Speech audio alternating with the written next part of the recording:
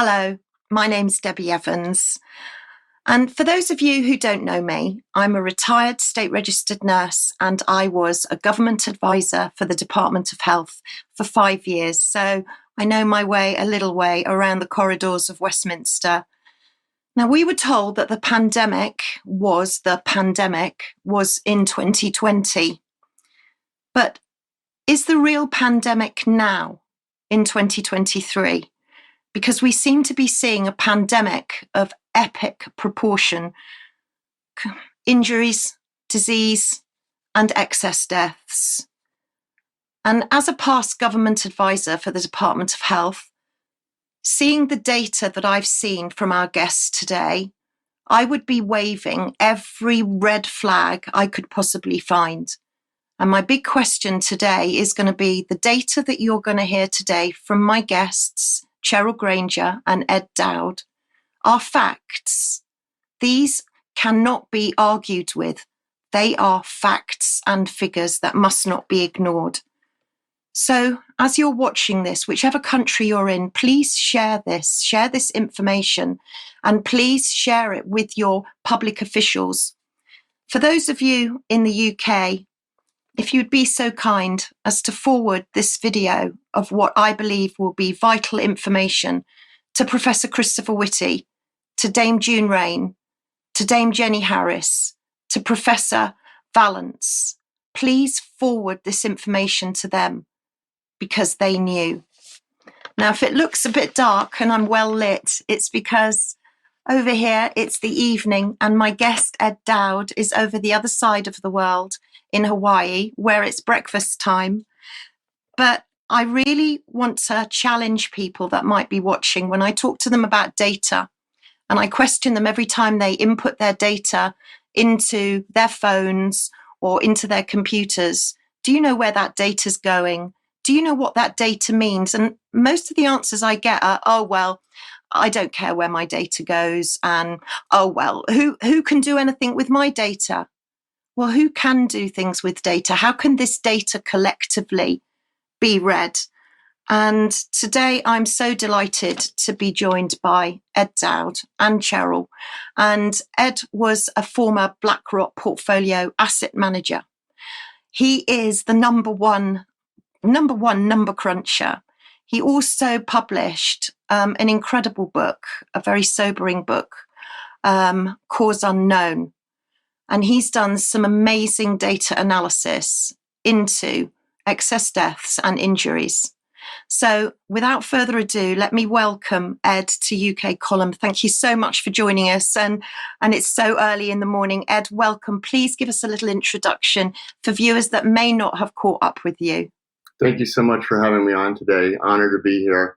I'm a Wall Street career person. I started off in fixed income at HSBC, went back to business school, went on to Wall Street at Donaldson, Lufkin, Jenrette into equity research, ended up at BlackRock.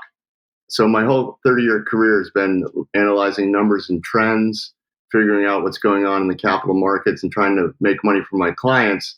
And part of making money for clients is to identify these trends before everyone else, position yourself to take advantage of it before the herd gets there.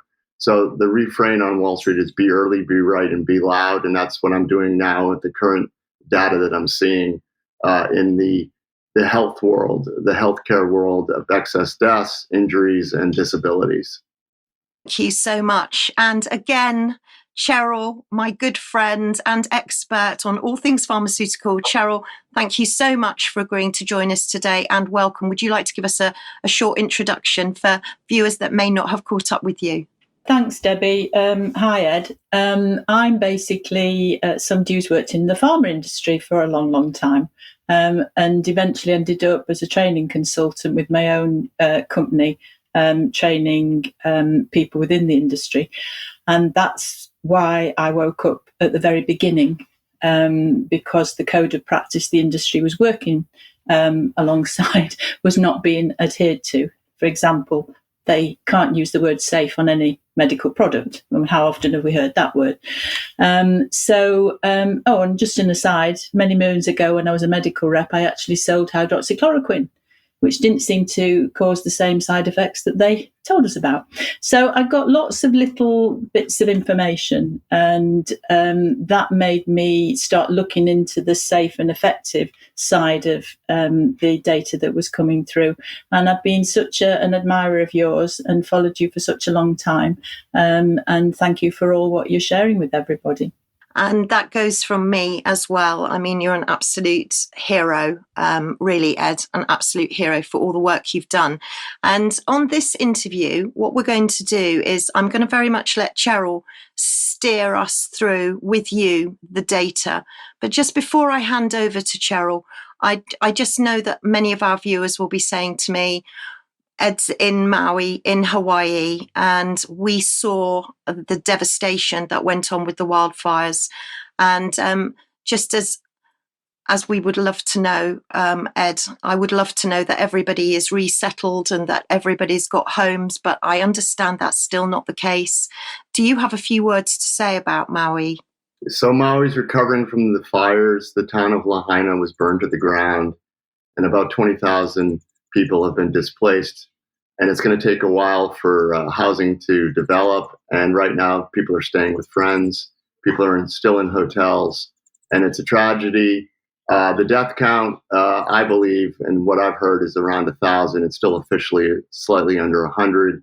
And it was a natural disaster. There were hurricane-type winds. There was down power lines, and a fire started. So we're not exactly sure how it happened, but it did seem like an act of God. But what we do know for sure is that in disaster capitalism, the land will try to be stolen from the local Hawaiians because that land is very valuable. It was an old town, looked like a quaint old New England fishing town, Cape Cod town, if you want to try to figure out what it looked like. And they're going to try to steal the land and develop it and turn it into hotels. And so we know what's coming, and the focus of the Hawaiians is to protect their land and to not one by one sell it off to developers. So that's the efforts being taken right now. And the problem is they can't move back onto the land because it's been deemed unsafe at the moment. So there's a lot of controversy around that. Well, I just would love you to relay to everybody over there that whilst Maui may have dropped from the main news headlines, it certainly hasn't dropped from ours. And our love, prayers and thoughts go out to everyone. And thank you very much indeed for that update. So now I'm going to hand across to Cheryl to talk about the data, Ed, that you've discovered, because it is quite extraordinary. So Cheryl, it's over to you. Ed, I wonder if you could just share with us why you woke up to everything that was going on in 2020. I know you're used to analysing trends, and I know you can recognise fraudulent situations, but what actually was your awakening? I'm involved in the world of information gathering before everybody else. So I knew a novel virus was coming from China. In early January, I was living on Maui, and I told my friends about it. They really kind of ignored me. So I was, and I can admit I was in fear because of what I was seeing coming out of China on Twitter and other places that weren't in the mainstream yet. So I went to Costco and I bought my toilet paper and all my supplies a month before anybody on Maui knew what was going on. Then all at once, the media decided to gin up the fear, and everyone ran to Costco and did what they did. But very quickly, within about a month, I started to realize something was very, very wrong. The lockdowns happened in March here on Maui, and then on April, I think 5th, on Face the Nation, which is a very popular news program, Sunday news program in the U.S., I saw a Federal Reserve President, James Bullard. He's the president of the St. Louis Fed, and he's part of the governing board members of the Federal Reserve. He's on there. They're interviewing him, and they're talking about the pandemic and the economy shut down, and how we're going to reopen the economy with this horrible, devastating disease around the globe. And he immediately said, "Oh, well, there's good news. We have new surveillance technologies and testing, and we could issue immunity badges, and people could test daily." And as soon as I heard that, I said, why is a Federal Reserve president speaking on health issues? Why are we talking about, to my mind, Holocaust gold stars came to into the imagery of my brain, and I thought this was insane. And speaking about surveillance technologies, and I immediately it clicked in my head. There's something else going on here. There's something more than meets the eye. The Federal Reserve is weighing in on health, and that began my journey of cynicism and discovery. And then, just as 2020 unfolded, we saw what they were doing with early treatments. And I discovered quickly that the EUA, Emergency Use Authorization in the US, had a little known fact that you couldn't issue an emergency vaccine. We all knew vaccines were coming without, if there was already treatments available from other drug methods that are already on the market. And so that's why there was this suppression, demonization of hydroxychloroquine, ivermectin, and it just became apparent to me that the whole agenda was to get a vaccine, and then I surmised there would be vaccine passports, then a digital ID, and this would link to a CBDC, a central bank digital currency, which is why the Federal Reserve was probably speaking on it on April 5th, 2020. Well, thanks for sharing that. So we really have your vaccine damage report that looks, for us, the things we're interested in 4 groups of data.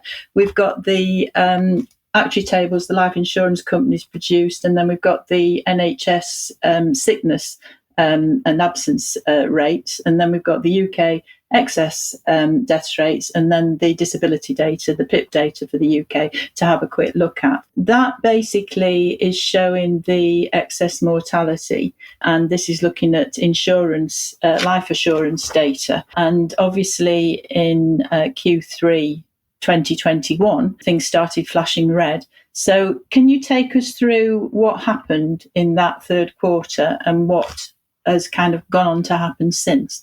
Sure, absolutely. So let me describe what everyone's looking at. This is the Society of Actuaries. It's not the data that we have put forth at Finance Technologies, the firm that is doing a lot of the research that I'm a founding member of. This is just the Society of Actuaries, their own data. And to describe the numbers, 100 is normal baseline expectations of claims. So in the third quarter, you see the most red box is 200. So that's 100% excess mortality for that age cohort, 35 to 44. And this is a survey of the insurance industry that captures about 80% of the revenues of a very specific segment of the insurance industry called group life. And group life is a business that's offered to Fortune 500 companies, the employees of Fortune 500 companies, and also mid-sized companies. And it's not underwritten, meaning you don't need to go see a doctor, and they don't have to prod and poke you to figure out what's going on. It's a free benefit offered, and should you die while working at this corporation, your family would receive 1 or 2x your base salary. And this has just been a standard benefit that's been offered in corporate America for eons, and it's a great business for insurance companies because what they've discovered and what we know now is that this is one of the most healthiest cohorts in the U.S. These are people between the ages of 25 and 64. They have access to the best healthcare because the healthcare plans at corporate America are quite good. They are, by the very nature of being employed, able-bodied, healthy. These are some of the most highly educated people in the U.S., so they're health conscious and health aware. But yet, this group experienced a crazy amount of excess mortality in 2021. So collectively, throughout the year, 25 through 64 saw 40% excess mortality in 2021, above what was expected. Just to put some perspective on those numbers, as said by one of the insurance industry's own CEOs, Scott Davison, 10% is a 3 standard deviation event. 10% above that normal mortality is 3 standards. So that is a black swan event. It's a once in a 200-year flood. Then he said 40% is just off the charts. So back in 2021, they were blaming COVID, but if you really look hard at the data, you discover something else. When we discovered post this event in 2021, in 2022, this report came out. I delved into the numbers and discovered that they'd already done studies to prove what we already know, which is that this group is healthier than the average American. And in a typical year, this group dies at 1/3 the mortality rate of the general U.S. population. So I just told you 40% excess mortality for this group. For the general US population in 2021, excess mortality was 32%. So the prior relationship flipped on its head, it inverted, and now this group is dying more so than the general US population, which is less healthy. And in particular, I wanted to take your attention to the third quarter of 21. That is when the mandates in the US hit. The corporate America, led by the investment banks, Goldman Sachs and Morgan Stanley, started mandating in August, and then corporate America followed. Then President Biden issued his executive order for any company with over 100 employees. And what you can see is that there was a temporal event. Excess mortality for the age groups 25 through 44, which I called the millennials, was running around 25 to 30%. And then mysteriously, it shot up very fast to 80% between those two groups. 80% excess mortality in one quarter suggests there was an event. And I just told you there were mandates and a new novel technology, mRNA vaccines, issued all at once. And I believe that caused that spike. And it came down subsequently to that because I believe the spike occurred because there were a lot of vaccine hesitant millennials, not because they had a problem with the vaccine. They were just lazy, and they already knew what we all knew at the time, that COVID really only affected older folks that were at risk. And if you were young and healthy, you didn't really have to bother yourself with getting a vaccine. But when they were then faced with the decision of keep your job or lose your job, many decided to get the jab to keep their job. And that's what happened in the third quarter of 2021. There was a sudden pull forward of deaths.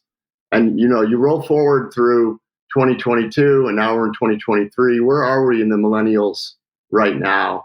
The numbers for Q1 excess mortality for millennials 25 through 44 was 13%, which is good. It's come down from 80%, but then it rose again to 18% in Q2. And my insiders are telling me it's reaccelerating again to 32% as of 2023, this third quarter. So unfortunately, 30% excess mortality is still unacceptable. 80% is obviously an event. So these are not our numbers. These are the insurance industry numbers, and they prove that something happened. And my thesis and my team's thesis has always been it's the vaccines. And until we get other explanations, we're standing by that. And that's where we are. The naysayers will say to me that it was suicides, missed cancer screening appointments, and drug overdoses. But again, I told you this is corporate America.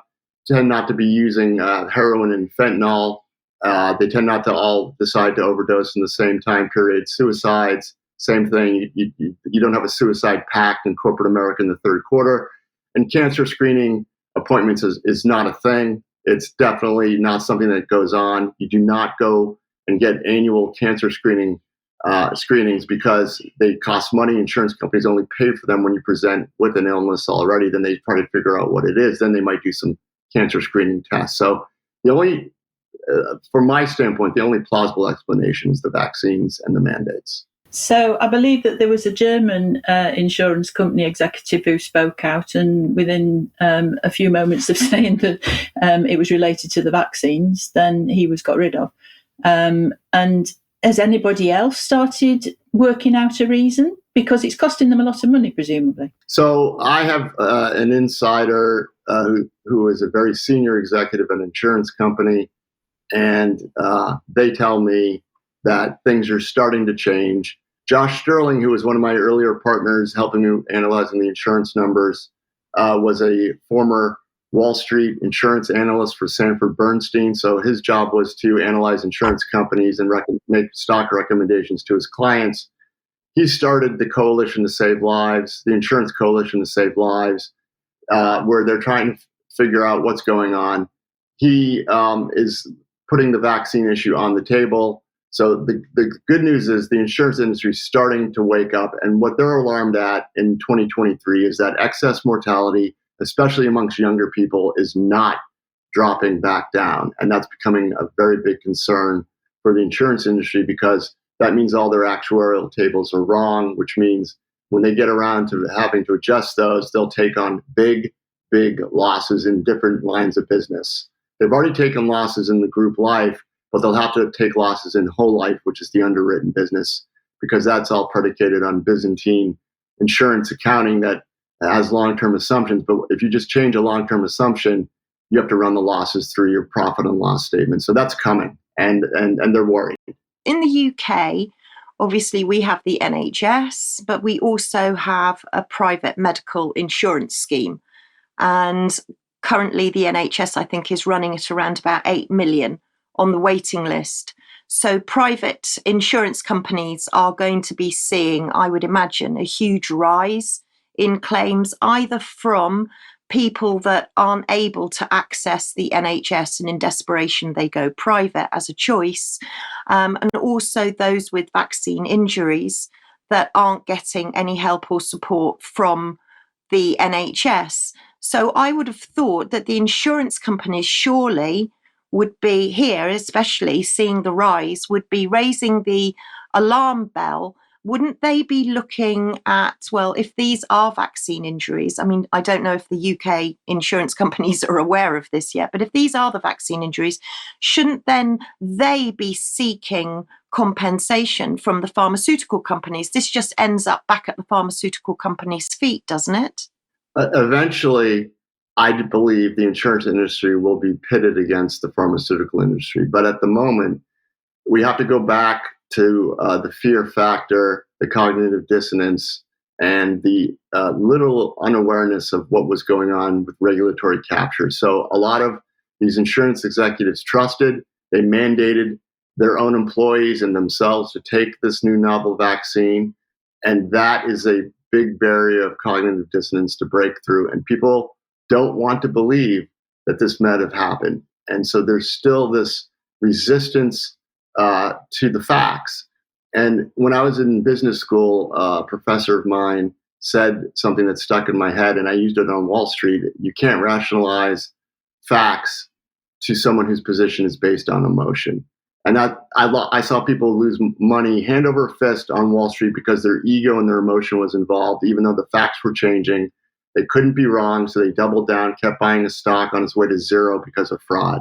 Same thing's happening with this. People, when this initially came out, were very adamant, very fearful, and they forced it on people if you were a CEO or CFO or general counsel in an insurance company, and they had an emotional fear-based position, and it's very difficult for them to change that position. Just like on Wall Street, ego gets involved. So this is a process. People like us that know what's going on are befuddled, but I'm not, because I've seen this phenomenon time and time again on Wall Street, and it's sad. And the problem here is you just don't lose money; you can lose your health and your life. So the race for me has been to make as many people aware as possible, change your marginal mind, and hopefully at some point we reach critical mass in the U.S., the UK, and Europe, and Australia, and Canada, where the devastation is raging, and the people themselves start to demand the politicians speak up on this. And that's the goal. It's always been the goal, because the politicians, the hospital systems, the regulatory bodies, and the tech companies are all aligned in keeping this information from getting to everyone. Well, thanks for going through that so well for us. We really need to talk about the NHS now, which obviously is a unique thing worldwide, so good that nobody in the world has actually copied us. And we basically, at the start of all the vaccines coming out, it was our social care side that was mandated. So they got mandated to be vaccinated to keep their jobs, and that meant that 40,000 left. And we ended up with 165,000 unfilled roles within the social care section, which is quite a major problem. But many in the NHS, so our NHS employs 1.8 million people, and many of them were vaccinated first. One of the doctors who is part of the VITT lawsuit that's going forward, he was one of the first, I would have thought, from the time of his death to actually receive the vaccination. So there were a lot of people within the NHS who took the vaccination right from the start, although it was never mandated. And we actually protested against the 100,000 who didn't want to take it, who were being forced to take it. And we actually stopped it being mandated by all our protests. First time I protested in my life, but there I was on the in the middle of London with a lot of other. Never got reported, of course, in the by the BBC and everybody else. But having said that, they weren't mandated, but they took the vaccination in the main. So we've got some information on the NHS and the number of people who are sick within the organisation, the ones who are taking sick leave. I wonder if you could talk to us a little bit about this NHS absence rates that we're seeing. And you called it a black swan event.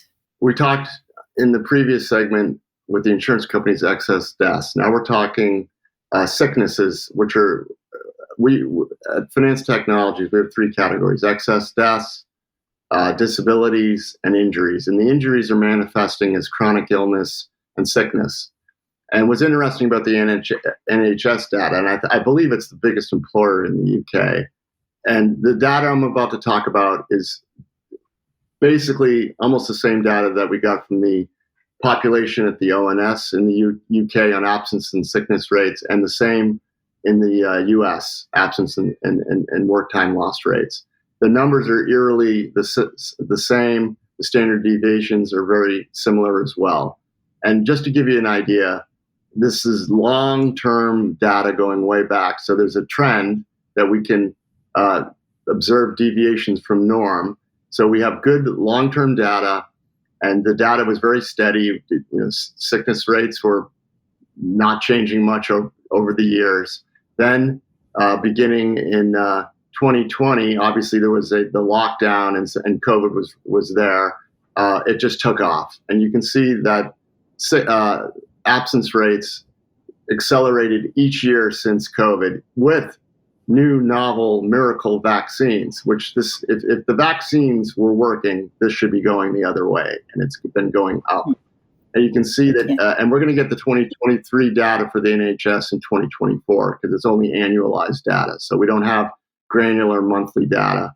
So what's great about this is it shows that, well, it's not great, it's sad and tragic, is that each year it's gotten worse and worse, and we can look at standard deviations from norm. And if your audience is not familiar with the standard deviation, it's just a probability of events occurring from an average or a normal. Well, in 2020, we saw a 4.8 standard deviation event, and the case could be made, well, that makes sense. We had a global pandemic, lockdowns, and a new novel virus floating around.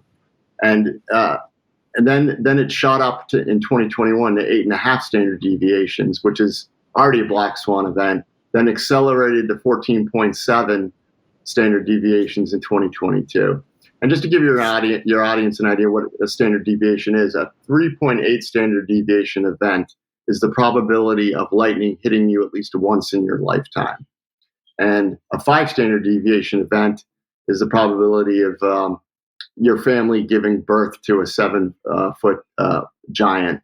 And a 10 standard deviation event is giving birth to a 10.5 or 8.5 foot giant. So these are not normal events. These are very rare. But these standard deviations that I'm showing you, what it says is that this is not supposed to be happening. And the fact that it is, it's a black swan event, meaning it's just not normal. And the only thing that you can point to is what changed. Is it global warming?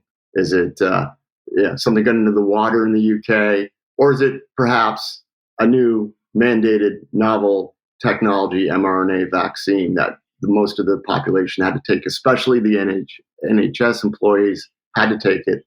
And here we are. And the same data, like I was saying earlier, occurs in the US. We have a 12 standard deviation absence rate in the US on sickness for the whole working population.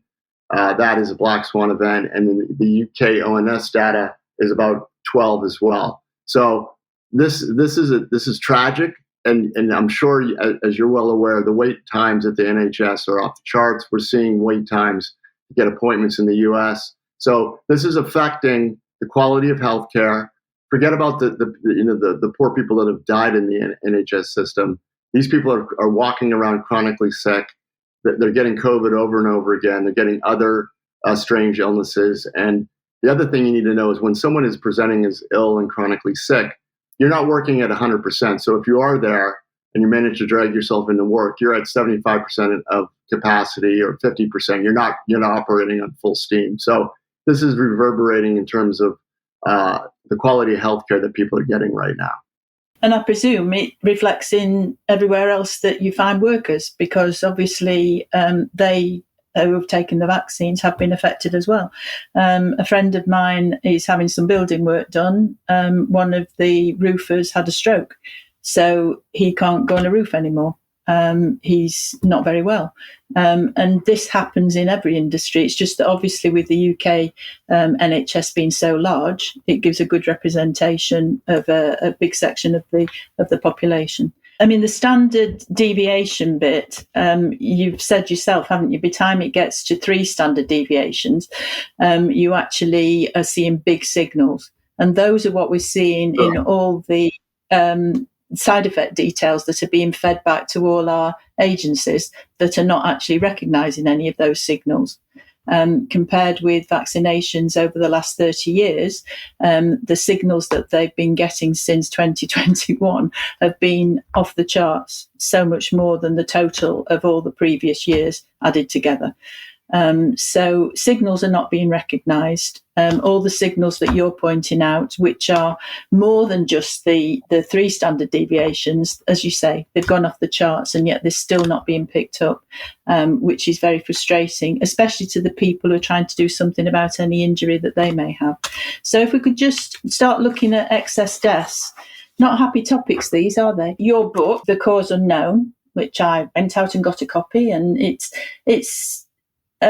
interesting, but it's very sad because it's such young people, and this is bearing out what you've actually shown us so far. And this chart actually gives the different age groups, and I wonder if you could walk us through this. This is just excess deaths for the whole of the UK. So on our website, financetechnologies.com, spelled with a PH, all of our research is available. You can go find these charts yourself. You can put in different age groups. It's very interactive. We're now doing the 2023 data update for the UK. And what I want everyone to really focus on is the 15 through 44 category, because this is an age group that's not supposed to die, and it's not supposed to die excessively. And you can see what 2020, a little blip up, then 21, it rose. Then it luckily came down in 2022, but unfortunately, 2023, it's gone to a new high for this group, around 20% excess deaths for 15 through 44 in the UK. And that's alarming because we're now 3 years post COVID, and I believe it's the vaccines causing this. And vaccine uptake, thankfully, and I know in the US it's abysmal. So the booster shots are not being met with a lot of fanfare from the population, but it does suggest that there's some medium-term effects. And again, remember, there are no long-term studies for these vaccines, so they have no idea what it's doing medium-term to long-term. And I'm fearful that this acceleration of excess deaths, especially in 15 to 44, is indicating that there's some medium-term effects now arising, meaning if the jab didn't kill you immediately, it's now having effects 2-3 years down the road. And this is devastating, and it needs to be investigated. It needs to be stopped at a bare minimum. And again, these signals that I'm seeing, the authorities in the UK see these signals. The authorities in the US see these signals. The authorities in Europe see these signals. This is not rocket science. This is simple math, and they're not talking about this. And at the beginning of the show, it was mentioned, we had a pandemic, but I believe there's actually a pandemic going on now that's worse than 2020. And unless we, as a globe, some adults enter the room it's going to continue. Many people don't know what we know, and they're not treating their vaccine injury. And I do believe there's a lot of hope coming our way that you can detoxify the spike protein. But until there's global awareness, this excess death, disability, and injury will continue. We're going to, on UK Column, be sharing the Pfizer and Moderna document analysis reports, and we're going to link that into a control group that allows people to share their health data. And on top of that, we're going to be linking into the treatments that people are suggesting. And I know the wellness company are going to start selling out of the UK, so that there are some things that people can do, and hopefully we'll make them aware of that. But in the meantime, the other thing from that excess deaths graph is that there were some 1 to 14-year-olds that were showing. Yeah, let's talk about those. It's frightening. I'm glad you brought that up, because that was in my book. This is one of the smoking guns that we believe shows the vaccine causes excess death, full stop. And you see in the 1 through 14, excess deaths went down in 2020 and 2021. And I believe it's 2020 and 2021. The reason that happened is because of lockdowns. And the leading cause of death for 1 through 14 is accidental. So with less activity, less moving around, it was a net benefit to that group. Not less people died through accidental death because of school closures and just not a lot of activity. Then the vaccine was rolled out in 2021, and I know this is hard to see because it's an annual bar chart, but if you looked at the monthly bar chart, you could see that excess death was going down, down, down. Then vaccines were introduced in 2021 in November for children this age, and then it started to basically reverse the trend and go back up. It's not on this graph, but another chart. It's in my book. So it was still negative excess death, but the slope of the line started to go positive. Well, then we went positive in 2021, and then in 2022, here we are, unfortunately, with excess deaths of young people 1 through 14, which should not be occurring. And it is, and it's the vaccine, in my humble opinion. Health workers are actually seeing this. They're seeing children come in with heart attacks. And it's, unknown. It's a very strange situation that these things aren't being reported and actually acted on, or at least making some links. One of the people that I follow is David Dixon, who is a Canadian, I believe, who looks at data like yourself. And he actually said in week 45, which is the 6th of November, that already the UK excess deaths in 2023, so that's after 45 weeks, was 71,562. And what he did is he compared that to how many UK civilians were killed in the Second World War. So that's obviously from 1939 to 1945. Over those years, there were 67,100 people killed. So that was during the war. Excuse me. And the excess deaths in this year has been 71,562. We have the same phenomenon in the U.S. And between March of 2021 and February of 2022, myself and Josh Sterling calculated 60,000 excess millennial deaths, 25 through 44 in the U.S. We had the Vietnam War, where 58,000 U.S. Soldiers and civilians were killed, and that happened over 12 years. This happened in 1 year. So we had the millennials, the 25 through 44-year-olds, had a Vietnam War in 2021, and it continues. And so the death toll continues to rack up. It's now obviously larger than the Vietnam War, but in that short 1 year period, we were slightly more than the Vietnam War. And this is tragic. So if we just move on to one particular area of these excess deaths, the turbo cancers, ?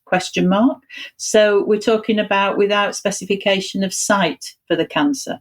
So we're talking about a group of people who are 15 to 44 who are having cancers that they wouldn't normally have, who are presenting when they're grade 3, grade 4. They're metastasizing all over the place, which is why it says without specification of site. They don't usually get these cancers in this age group. So what can you tell us about this particular chart that we need to have pointed out to us? Right. So we've done two deep dives into cardiovascular deaths and cancer excess deaths in the age group 15 to 44 in the UK. And we found signals in cardiovascular deaths, excess deaths, and cancers. This particular chart drills down into a specific kind of cancer. There's been a lot of talk of what turbo cancers that appear out of nowhere and happen so quickly that you discover you have cancer and you're dead in a month, especially younger people experiencing this. So it's cancer. Turbo cancer is just a term to describe the speed of the cancer. It's not a new cancer. I want to make that clear because a lot of people are confused, but it's just the speed of the cancer. And when we drill down into the different cancer, specifications, different cancer causes, there's something called without specification of site, which means they couldn't determine where it came from. It's already spread. And this has been alarmingly increasing since 2021 and 2022 for this age group. You can see the long-term chart. It was noise, up and down, up and down, up and down. And then in 2020, there was no signal. There was no signal. COVID wasn't causing cancers, apparently. But then in 2021, mysteriously, things shot up dramatically and accelerated into 2022. And the standard deviation here for this particular turbo cancer is, well, again, we put a question mark because we're not doctors, and maybe this is just showing that what they're seeing on the ground is happening mathematically. So that 2021 was a 3 standard deviation event, again, black swan, and then it rose to 6 standard deviations in 2022. So there's definitely signals here. They're obvious and it needs to be investigated. But again, there seems to be silence from the authorities, the media, and the politicians. And can I just ask, UK data, is it easier to get hold of? Do we produce data that is easier to analyse? Or why have you done quite a lot on our UK data? It was easier to get initially and format, and we're working on the CDC data, and that's going to come in probably 2023. Your data seems to be better. So that's all I can say about that. Okay. No, it's just nice that you're looking after us and actually feeding back to us what we should know. So the PIP data is basically the data that looks at disability. So it's personal independent payments. So it's our UK disability claims. This particular graph is obviously showing the total in terms of UK PIP clearance numbers. Debbie might want to have a quick word because she's actually helped a lot of people fill in their PIP applications, which are not easy. Absolutely right, Cheryl. And yes, I would like to jump in, especially on personal independence payment, because for people that aren't watching in the UK, this was a benefit that was paid by the government, originally called Disability Living Allowance. They changed it into another scheme of personal independence payment. Now, this is not means tested. So if you could be earning £1 million a year and still be able to claim personal independence payment. I've noticed that even on the government page, they have actually said there's been a 3% increase. However, what I do want to explain is the customer journey to get PIP, because what concerns me is obviously the data that we're about to see, which I know you're going to take us through, Cheryl.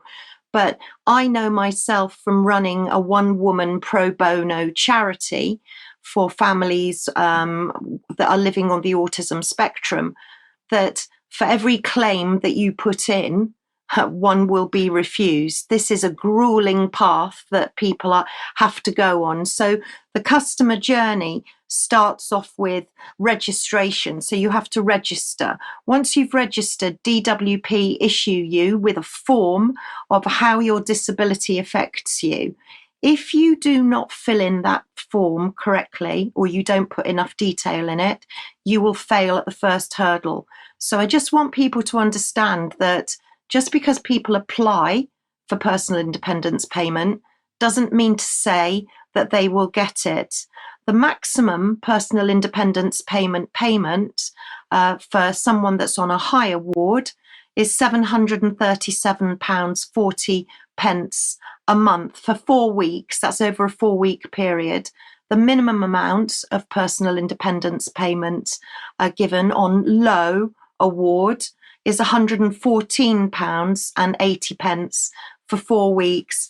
And when I looked up the most common conditions that people receive personal independence payment for, a few alarm bells were ringing in my head because of a conversation that Cheryl and I had before about Ed's data, which I'm sure he'll come on to now. But the most common recorded disabled conditions in the UK for PIP claims are psychiatric disorders make up 38%, musculoskeletal 20%, neurological 13%, respiratory 4%, cardiovascular 3%, and endocrine 2%. So those are a picture of the conditions. But after someone has sent back a form, that still doesn't mean to say they're going to receive PIP. They then either get progressed or they get dismissed, and then it will mean that they have to have a face-to-face interview by a DWP assessor, often from a company that many in the UK will know, Capita, but that's a whole new presentation of its own. And then DWP makes the decision. So it's a long enduring process that can take up to 26 weeks, depending on backlog. So the data that you're about to hear are people that have actually been successful in claiming PIP.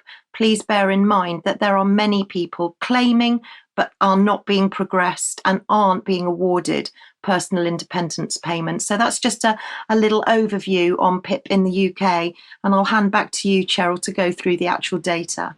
Thanks, Debbie. I mean, so really, there's probably a lot more people who want to apply for PIP that don't, because they don't have the understanding of how to do it, and they are ill, which means that you don't want to fill in long, enduring processes to get some help.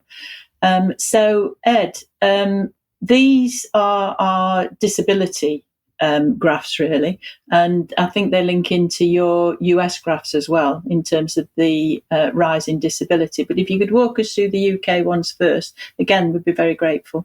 The PIP system was described very well. Just a slight note, these are all claims, whether they're awarded or not.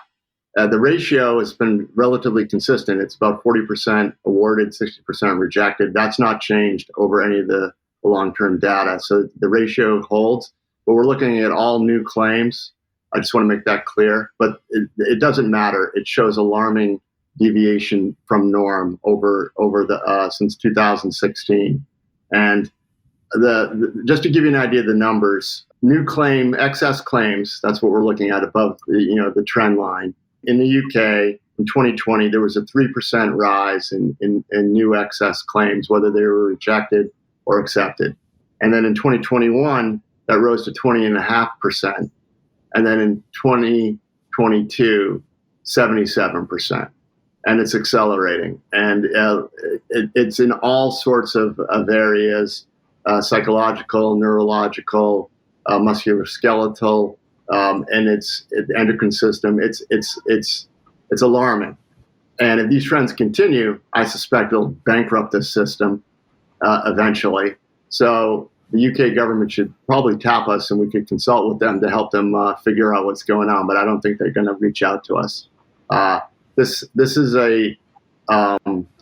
is obviously being seen anecdotally by general practitioners around the globe, but these are hard population-based numbers that we think give an indication as to what's going on, and the standard deviations in a lot of these different body systems are just off the charts. There's so many black swan events. They're almost in every category. I think the hematological problems are actually the biggest increase from what I saw of another chart. 500% increase in 2022 above norm. Standard deviation was 25 on a monthly, if you looked at monthly data, and 60 on an annual basis, 60 standard deviations. So this is it's just crazy. Yeah. And I mean, you start thinking, well, why aren't cardiovascular ones there? And, you know, in terms of the same sort of increase. But of course, if you're having strokes and heart attacks, you're probably not putting in a claim because you might not be here anymore. So Correct. obviously it gives you an idea. Yeah. So I worked that one out. So you basically have got a list of all the different body systems and how they have got excess over what happened in the 2016-2019 average. Yeah, it's shocking. I mean, the government here seems to be trying to analyse how they can get people back to work. But these people are not capable of working. You know, that's the problem, isn't it?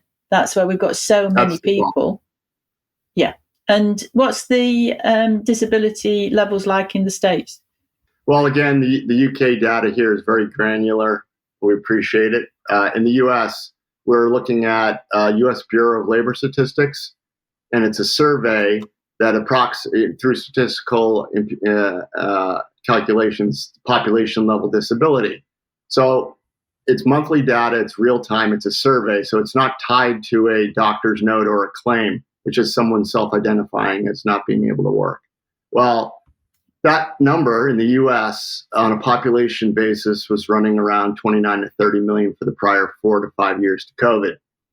And it actually dipped a little bit during COVID, but then starting in February of 2021 took off, and in a short 18-month period rose an additional 3.2 million. So it went from around 30 million to 33.2 million by September of 2022.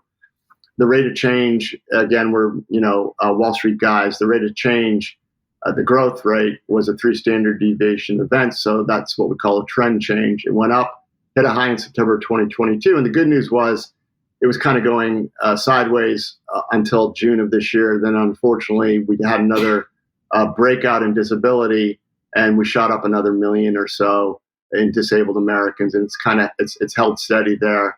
And so now we're at 34.2 million. So 4.2 million disabled Americans, over a 10% increase. And when you look at the numbers and break them down, half of those newly disabled people are employed, which makes no sense because the employed are the healthiest amongst us. So again, that all leads back to the vaccine. All roads lead back, in my mind, to the vaccine if you use simple logic and deductive reasoning. Those who are employed had to get the vaccine. So they seem to be the most affected, unfortunately. Ed, you've really summed it up, because we've been saying all along, vaccine injuries and vaccine deaths need to be investigated. And the very fact that nobody wants to talk about it, nobody wants to investigate it, really, you would say to all the scientists and the experts, wouldn't you? Just eliminate it, and then you can close us all down, and then we don't have to speculate anymore. But nobody wants to talk about it. One thing that I did want to say was that in our personal independence payment scheme, we also have another category called special rules. And special rules are for people that have a life expectancy of under 12 months. And we've just seen the slide clearly that Cheryl showed of yours with regards to turbo cancer. Do you have any separate data, or does it all get lumped in together? Do you know how many people specifically were awarded PIP under the special rules, which meant that they were going to die within a fairly short period of time? No, we do not, but that might be an interesting thing to analyze. So that's something that we could look at if the category is available and the data is available. That would be great, because of course PIP, and I know Cheryl's going to come on and talk about this probably in a minute, but PIP won't cover sudden death. And as you've said, we're seeing so many. As a nurse, I've never seen a child have a heart attack. In all honesty, in my whole career, I know some nurses have seen very rare occasions, but this is not something that's common. You do not see this, youngsters dropping down. So the PIP data obviously isn't going to cover the sudden deaths. I mean, we've been hearing about airline pilots, we've been hearing about accidents, people driving, we've been seeing young athletes keeling over. So obviously that data won't reflect the sudden deaths, but I do wonder how many have applied for under special rules. Perhaps that is a maybe another area you could look at, that would be great. But I'm just going to let Cheryl carry on with a bit more about the data, because this is such a valuable conversation that we're having. Yes, it is, Ed. Thank you very much for your time doing this today. How many countries have you looked at? I mean, is there a comparison with countries that didn't take too many vaccines? Is that something that is being planned to be done or has been done? Well, we looked at the data that was available and that my team could get, clean data to look at. We did all of Euro using Eurostat numbers. We looked at the UK. We looked at Ireland. Ireland, unfortunately, is only 40 and above. There's no young people in the data. There's Canada. We did not look at Canada because Canada has become a third world country at this point. They don't report deaths on a timely fashion. I mean, I kind of joke about it. If you're a first world government, one of your jobs is to just count the dead and have good numbers on deaths and births. And if you can't do that, either you're incompetent third world country or you're covering something up. So I don't think Canada's a third world country. I think they're covering it up. We also did work on Australia. So we haven't done work on all these other countries. We want to look at Japan. There's a language barrier for us because we don't have a Japanese team member that can translate for us. But we're going to try to do that over time. But there does seem to be excess deaths currently seem to be concentrated in the more highly vaccinated nations, with the exception of Sweden, which is an anomaly. People say, "Oh, Sweden points to the fact that the vaccine works." Well, it's a small population. They didn't have lockdowns. We're not going to, throw out all our work because one country seems to be doing okay. Have you been censored much at all, or is it because it's all based on facts you won't be? So I was when I first started reporting that the millennium, the beginning of 2022, I was fact checked by Reuters and AP, said that I was lying. You fast forward to now, the mainstream media has said, yes, they are dying, but it's due to everything but the vaccine. So that the story's changed. I was kicked off Twitter in June of 2022 for retweeting CDC data with obviously a different narrative, and some peer-reviewed journals that didn't support the narrative. So I got kicked off Twitter. Luckily, Elon bought the company, put me back on. The book that I wrote, Cause Unknown, The Epidemic of Sudden Death in 21 and 22, is not being promoted anywhere but in the alternative independent media. And I have, because I'm not a doctor with a license to take or a lawyer with a bar to take, I've been able to exercise my First Amendment rights in the U.S. And there's been a definite movement to keep me from the mainstream media. And that makes sense. They can't come after my stream of income because I don't have. I'm not relying upon any regulatory authorities to grant me the right to do what I do. So I think they're just ignoring me at the moment, and we'll see what happens as time marches forward. One thing that I would like to just ask you to relay, because I know you've told people before, but I think it's really important.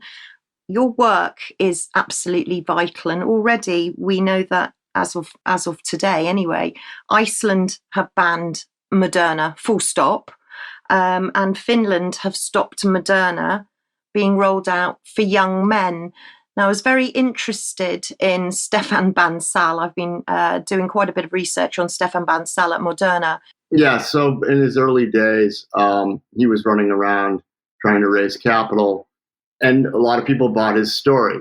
But people who had discernment and lots of experience interviewing CEOs and founders of companies, I was told one very big venture capital firm loved the technology, loved what they heard, but that they did not fund the company. And I think long term, they're going to be happy they didn't do that. But that there are those of us who have been doing this a long time on Wall Street, and part of it's art and science. And the art part is figuring out if the person across the table from you is a truthful person with integrity or a psychopath liar. He was brought before the Senate, and I believe Rand Paul was asking him questions directly, about certain studies that had come up regarding the vaccine. And Senator Paul Rand said, "It's interesting you say that you don't know because your chief technology officer said that it is true." It's been great that you're sharing this stuff, and long may you continue to produce the evidence so that we can build on it and share it over here and away abroad as well. So that all I can say is thank you very much for what you've shared with us today. Well, thank you, the two of you, for what you do. I mean, this is a team effort around the globe. I'm one piece of the puzzle. The frontline doctors, every doctor that spoke up, all the politicians that spoke up. I mean, there's a lot of people doing good work, and I appreciate what you two have done as well. So thank you. Ed, I'm echoing everything that Cheryl said, and I want to say thank you to everyone, actually, to you, Ed, because it's early doors where you are, probably haven't even had your breakfast yet, to Cheryl, whose evening it is now, and also to our wonderful producer, Stephanie, who's come in especially to record this because of the time difference. And your work is simply phenomenal. And I just don't know why. Well, I do know why, sadly, because I agree with you that until we eliminate the COVID-19 vaccines, we will always be looking in that direction. So why every public health official in the UK is not standing up is extremely concerning, and I think very evident by the fact that they're not standing up and putting out the alarm bells on this is what's to be expected. But it would be remiss of me, Ed, and all of our audience would be screaming at the screen if I didn't take this opportunity to ask you, as a world expert, as a global leader, and as a number one data cruncher, with regards to the economy, what have we got to look forward to? Is it going to be a little recession, a deep recession, or is it going to be something else? So our team also, in addition to vaccine work, our day job is economic analysis and money management. And we were predicting a recession to appear in the third quarter and fourth quarter of this year. It has been delayed a little bit because the governments of the globe have been spending excessively to keep this economy afloat. But the real economy, the average man on the street, is not doing well.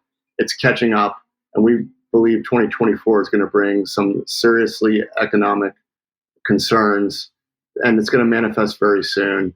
The key indicator I want to give everybody is don't be in fear. I think what's coming is going to be very bad, but it's not the end of the world, and we're going to get through it. And you just don't want to be in fear. And there's, in every economic downturn, there's tremendous opportunity if you can keep your head and wits about you. So if you haven't already done so, getting out of financial assets and holding cash and in short-term government instruments, and then taking advantage of the cheap prices when the prices go down, and they will. The U.S. stock market is in the process of putting in a big top.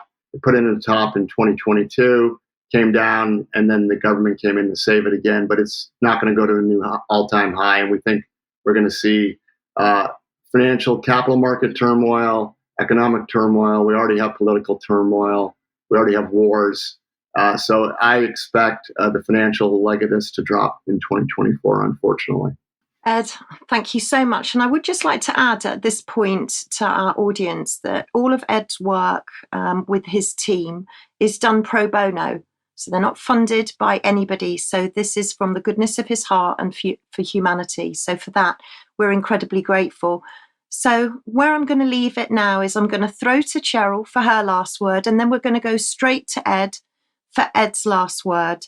And I would like to thank you both so much. And I'm sure, Ed, hopefully, if you'll agree to come back, there's data coming out all the time. And if you could keep us informed of all your findings, we'd be super grateful. So for a minute, I'll hand across to Cheryl for her last word. Cheryl, thank you so much.